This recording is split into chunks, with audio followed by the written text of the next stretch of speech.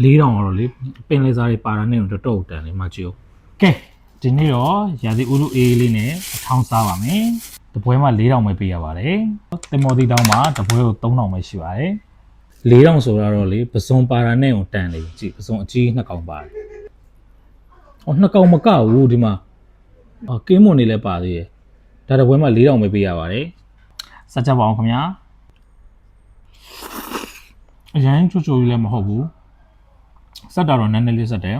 စားလို့တော်တော်လေးအဆင်ပြေတယ်တပွဲ4000နဲ့ကတော့တန်တာထက်ကိုပို့နေပြီ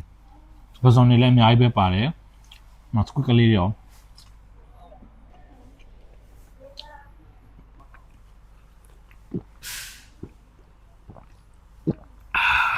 ဒါလေးကတော့3000နဲ့တင်မောတီတောင်းပါ